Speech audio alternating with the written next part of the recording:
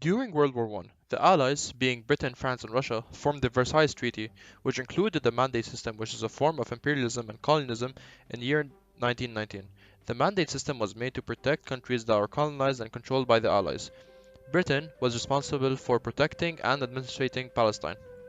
On November the 2nd, the official Balfour Declaration is written by Foreign Secretary Arthur James Balfour and sent to Britain's most illustrious Jewish citizen, Baron Lionel Walter Rothschild.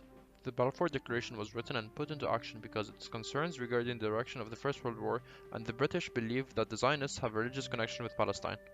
The Balfour Declaration is a public statement that announced the support of a forming nation for the Zionists in Palestine when the Ottoman Empire was eradicated by the Germans. The opening words of the declaration represented the first public expression of the support for Zionism by a major political power. The term national home had no precedent in international law and was intentionally vague as to whether a Jewish state was contemplated. The intended boundaries of Palestine were not specified, and the British government later confirmed that the words "in Palestine" meant that the Jewish national home was not intended to cover all of Palestine. The second half of the declaration was added to satisfy opponents of the policy, who had claimed that it will otherwise prejudice the position of the local population of Palestine and encourage anti-Semitism worldwide by stamping the Jews as strangers in their native lands. Moreover, the Balfour Declaration included that the civil and religious rights of the Palestinians should be protected. This declaration gave popular support and acceptance for the Zionist nation, and this caused a conflict between the Palestinians and the Jewish. In the broader Arab world, the declaration was seen as a betrayal of the British wartime understandings with the Arabs. The Sharif of Mecca and other Arab leaders considered the declaration a violation of a previous commitment made in the McMahon-Hussein correspondence in exchange for launching the Arab Revolt. Following the publication of the declaration, the British dispatched Commander David George Hogarth to see Hussein in 1918, bearing the message that the political and economic freedom of the Palestinian population was not in question. Hogarth reported that Hussein, and I quote, would not accept an independent Jewish state in Palestine, nor was I instructed to warn him that such state was contemplated by Great Britain. In April 1920, during the British military occupation which preceded the Mandate, the Arabs of Palestine rioted in protest against Jewish settlement. In Jerusalem, the riots took the form of violent attacks on the Jewish population. In Galilee, armed groups attacked Jewish settlers. In August 1929, a dispute at the Western Wall in Jerusalem flared into riots which spread throughout the country. The Jewish community in Hebron was wiped out. 133 Jews were killed and many hundreds were wounded.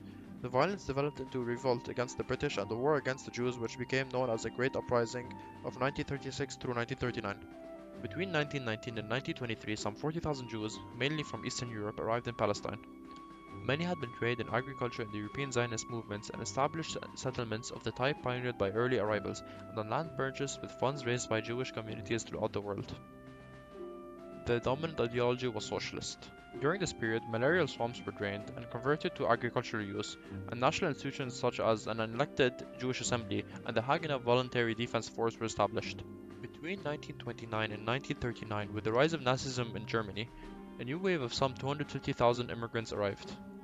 Of these, about 174,000 arrived between 1933 and 1936, after which the British imposed increasing restrictions on Jewish immigration. Many of those who fled from Germany as Nazi racial laws were introduced were qualified professionals.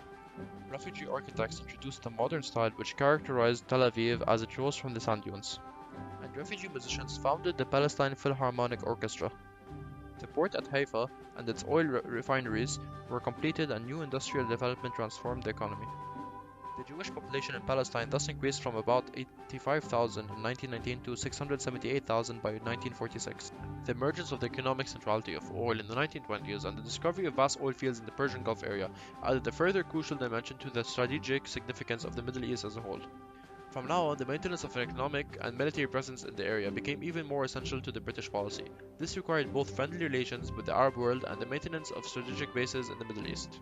In Palestine, this strategic necessity was translated by the mandatory administration into a need to find a balance between maintaining good relations with the Arab world and at the same time continuing the mandate on the basis of the Balfour Declaration.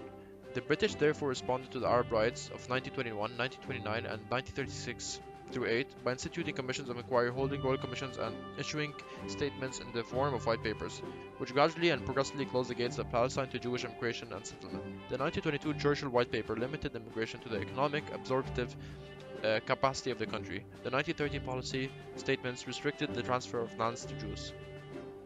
Today there are an estimated 5.3 million Palestinian refugees outside the territories, most of whom reside in countries in the regions which refuse to grant them citizenship.